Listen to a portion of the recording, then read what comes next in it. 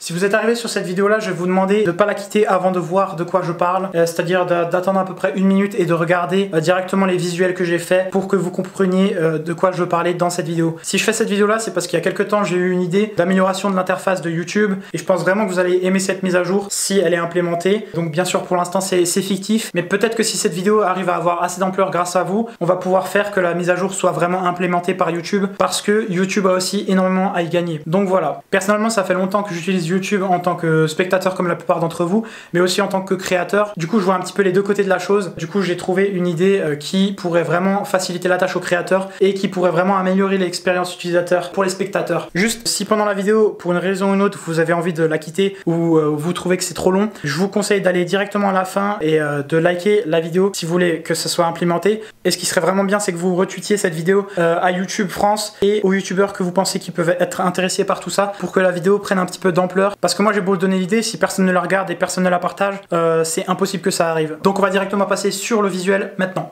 Donc concrètement, comme des images valent mieux que des mots, ce que j'ai fait, c'est que j'ai recréé complètement l'interface visuelle de YouTube. Et donc vous allez voir l'interface de navigation, comment est-ce qu'elle fonctionne avec ma mise à jour.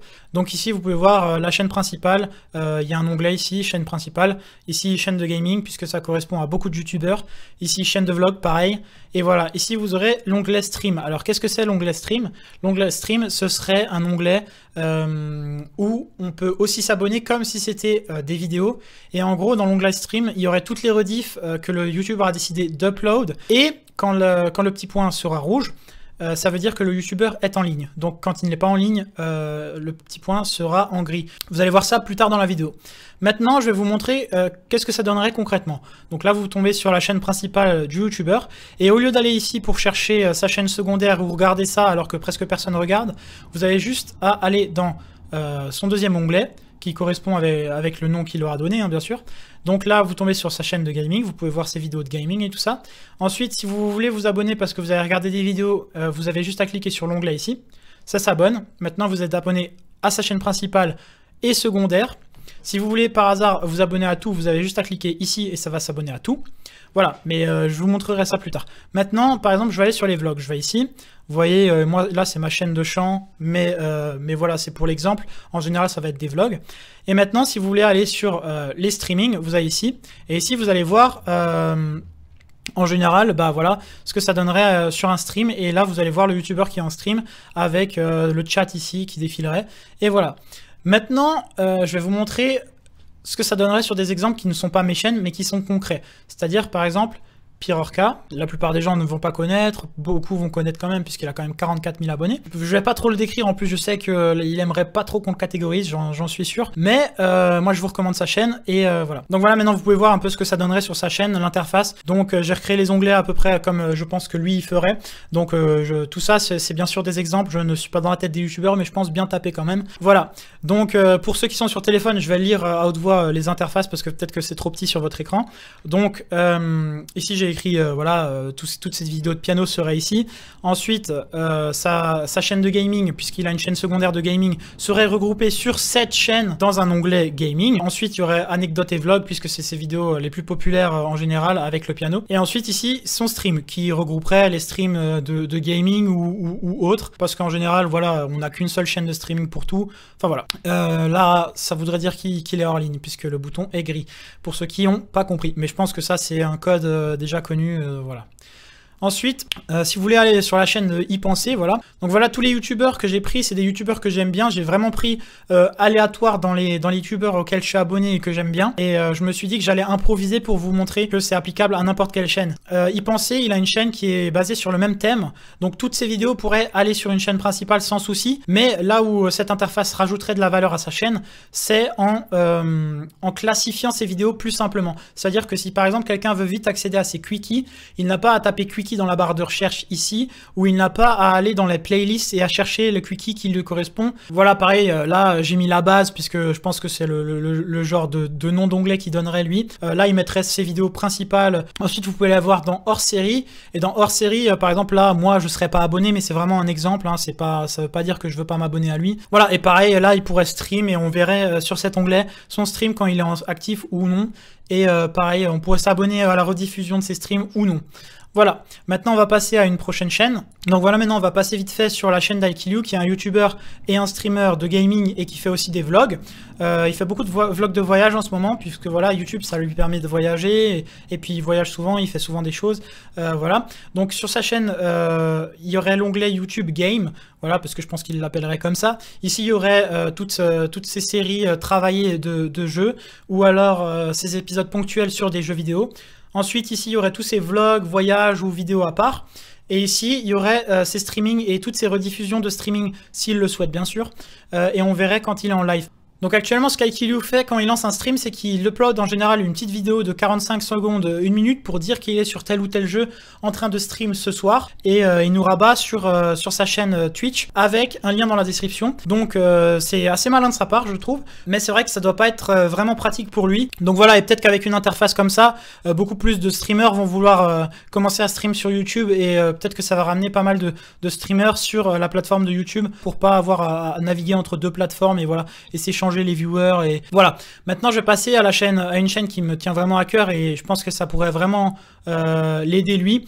C'est la chaîne d'Avner et ça me tient vraiment à cœur de faire ça parce qu'en fait je pense que Avner devrait avoir une largement supérieure visibilité sur ses chaînes, sur sa chaîne principale, qui est sa chaîne où il poste des films, principalement des courts-métrages et des web-séries. Je trouve qu'elles sont d'excellente qualité, surtout pour un YouTuber, surtout avec un petit budget. Je trouve qu'elles sont excellentes. Voilà, donc je pense qu'il devrait avoir une plus grosse visibilité et cette interface-là devrait lui donner une plus grosse visibilité puisque toutes ces personnes qui vont s'abonner sur sa chaîne entre guillemets secondaire de sport qui s'appelle Road to Saiyan actuellement, où il fait du sport et des vlogs et tout ça régulièrement, presque tous les jours. Je pense que toutes les personnes qui regardent Road to Saiyan vont avoir beaucoup plus tendance à naviguer de temps en temps sur son autre contenu et à aller voir ses films. Et je pense que vraiment ça lui donnerait de la visibilité sur les vidéos qui lui tiennent vraiment à cœur. Voilà.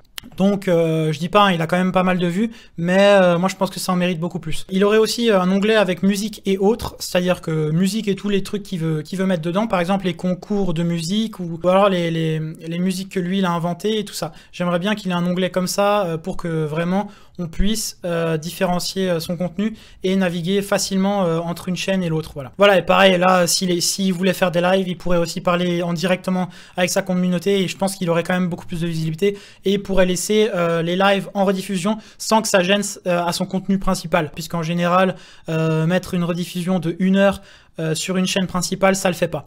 Donc voilà ce que ça donnerait concrètement, et voilà, ici, voilà, tout simplement, ça donnerait la chaîne Road to Saiyan, ce serait ça. Et tout ça serait regroupé sous le même nom, voilà, Avner. Et si on s'abonne ici, bien sûr, ça s'abonne à tout. Et voilà. Maintenant, on va passer à un autre YouTuber qui est plutôt un streamer. Donc voilà, maintenant, Zerator, j'ai refait son interface différemment des autres YouTubers, puisque lui, c'est principalement un streamer et que son contenu est quasiment exclusivement des rediffusions de live de Twitch, ou qu'il upload ensuite sur YouTube. Donc voilà. Ce que je me suis dit, c'est que qu'est-ce qui serait le plus cohérent pour Zerator, ce serait d'avoir carrément l'onglet streaming en premier, et ça ce serait le YouTuber qui pourrait choisir de le mettre en premier. Donc voilà, ici il a l'onglet stream en premier, et ici tu aurais toutes les rediffusions de live qui seraient sous forme comme ça par exemple, voilà. Et en gros ce serait sa chaîne principale, mais ensuite il pourrait avoir un classement des vidéos telles que les putaclics. Donc les putaclics c'est quoi? Voilà, maintenant ici il y aurait un onglet putaclic qui est une série qui fait une fois par semaine de chansons en fait, où il fait des parodies de chansons. Il y aurait un troisième onglet pour Zerator, puisque je pense que énormément de gens regardent exclusivement des best-of de Zerator. Quand on n'a pas forcément le temps de le regarder en stream, on a envie de regarder ses best-of. En général, il y a une playlist avec tous ces best-of, ou alors dans les vidéos, il faut naviguer et trouver ses best-of. Moi, je pense que ce serait quand même sympa d'avoir un regroupement de tous ces best-of, puisqu'il en sort extrêmement souvent. Maintenant, on va aller sur une chaîne qui me tient encore à cœur. Donc voilà, si j'ai pris un exemple de chaîne de musique, c'est vraiment pour vous montrer ce que ça donnerait sur la plupart des chaînes de musique. La plupart du gens font des covers pour avoir de la visibilité et ensuite font leur propre contenu pour les personnes qui aiment vraiment leur style et qui ont envie de plus et d'avoir vraiment leur création. Donc voilà, il y aurait un onglet principal qui serait toutes les musiques principales créées par le YouTuber lui-même. Ensuite, il y aurait un onglet cover qui serait toutes les vidéos où il y aurait des remixes, des reprises et tout ça. Et ici, il y aurait un onglet vlog et qui puisse voilà, délirer, partager à leur communauté, voilà, sans altérer leur chaîne principale. Et ici, il y aurait tous les lives, pareil, voilà. Je vais pas m'étaler encore plus longtemps là-dessus, mais allez voir cette chaîne. Donc voilà, là j'ai fait la vidéo en français avec la plupart des chaînes françaises. Je vous ai montré ce que ça donnerait sur la plupart des chaînes françaises plus ou moins grandes. J'aurais pu aussi la faire en anglais, mais bon, je me suis dit que voilà, comme j'ai des abonnés français, j'allais commencer en français. Et donc là, je vais vous montrer ce que ça donne sur un exemple beaucoup plus connu mondialement qui est Good Mythical Morning. Donc Good Mythical Morning, pour ceux qui connaissent pas trop et qui parlent pas forcément anglais, je vais vous expliquer ce que c'est et pourquoi est-ce que ça s'appliquerait aussi bien sur des chaînes énormes comme celle-ci.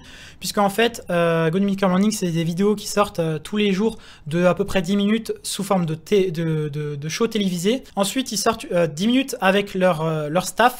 Et ensuite, ils ont une chaîne avec des vidéos vraiment ultra travaillées, genre des musiques ou des clips ou alors des trucs assez rigolos, des très courts métrages, ou des choses un petit peu qui leur passent par la tête et qu'ils trouvent assez rigolotes. Là, ils l'uploadent sur Red Link. Donc voilà, ce serait quand même sympa de regrouper tout ça sur une même chaîne. Et ici aussi, voilà, en quoi ça pourrait aider YouTube et cette chaîne à être un peu plus vue voilà, sur leurs vidéos monétisées. C'est-à-dire qu'en gros, YouTube Red, pour ceux qui connaissent pas, c'est des vidéos payantes. C'est-à-dire que là, vous pouvez sortir une vidéo qui est vraiment payante et vous pouvez faire des épisodes avec beaucoup plus de budget puisque les épisodes vont être payés comme on pourrait payer une série télévisée ou quoi que ce soit. Donc voilà, ce serait intéressant de regrouper tout ça sur une seule et même chaîne. C'est tout ce que j'avais à dire. Maintenant, ils pourraient aussi live ici si jamais ça les intéressait.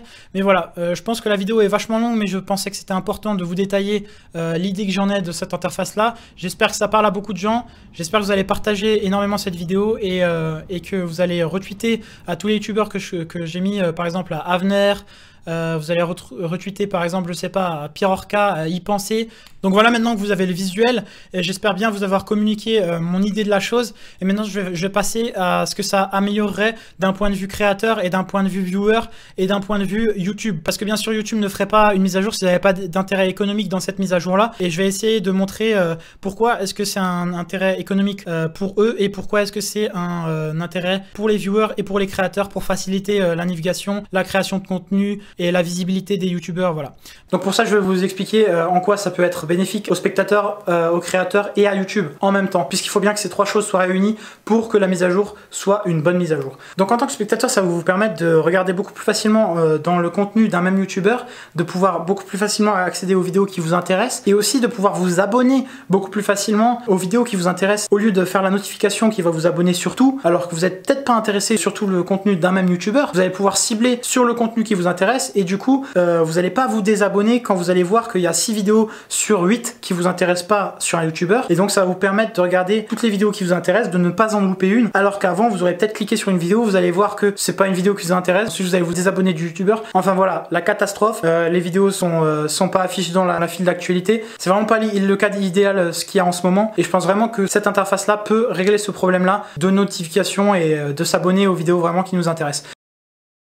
Ensuite, en tant que youtubeur, ce qui va être en tant que youtubeur, ce qui va être exceptionnel et qu'on peut peut-être pas penser tout de suite, et maintenant en tant que youtubeur, en quoi est-ce que ça va être un gros point positif? Alors déjà, je vais parler du point évident, c'est que ça va permettre de ne pas avoir à naviguer entre plein de chaînes et de ne pas avoir à dire oui, j'ai une chaîne de ça et une chaîne de ça dans ma description, allez voir mes réseaux sociaux, allez voir ma chaîne, allez voir je sais pas quoi, allez voir mon lien Twitch pour aller là-bas, voilà. Maintenant, là où c'est vraiment une grosse valeur ajoutée pour n'importe quel youtubeur, petit, grand, c'est que, vous voyez, je suis sûr que la plupart des youtubeurs ont toujours envie de poster des vidéos et qu'ils ne le font pas sur certains sujets parce que tout simplement ce n'est pas approprié forcément à leur audience principale, en tout cas c'est ce qu'ils croient. Mais c'est vrai que s'ils veulent garder une chaîne vraiment propre, ils ne peuvent pas poster n'importe quelle vidéo sur leur chaîne principale, puisque au bout d'un moment leur chaîne principale serait détériorée par du contenu un petit peu divers et varié et du coup n'aurait plus aucun sens. Donc là où c'est vraiment important cette mise à jour, c'est que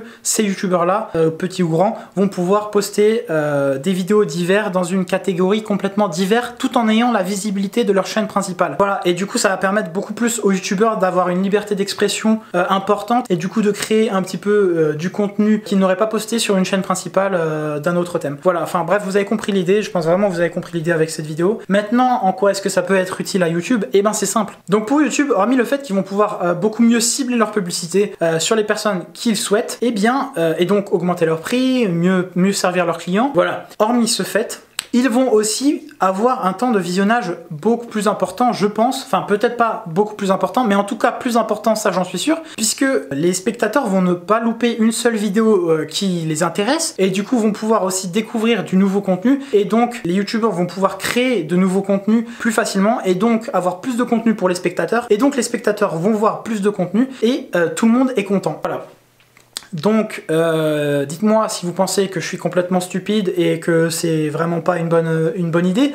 Mais pour ce qui est de moi, je pense vraiment que c'est une bonne idée et je pense vraiment qu'il faut qu'elle soit partagée parce qu'elle a un gros potentiel. Et voilà, j'ai rien demandé en retour alors que je pense vraiment que cette vidéo peut avoir un gros impact si vous le permettez. Donc maintenant, j'espère que j'ai pas perdu tout le monde à ce moment de la vidéo et je vais vraiment vous demander de retweeter cette vidéo le plus possible aux youtubeurs concernés, par exemple à Avenir ou à des youtubeurs qui peuvent être concernés et qui peuvent vraiment aimer cette mise à jour. Si je les ai pas cités, c'est pas grave. Si vous pensez à des youtubeurs qui peuvent vraiment être intéressés par cette mise à jour et aimer cette vidéo là, retweetez-leur. Je sais pas s'ils vont la regarder, je sais pas trop comment ça se passe, mais il faut essayer de donner de la visibilité à cette vidéo si vous voulez que ce soit possible de l'implémenter. Et aussi retweetez-la à YouTube France.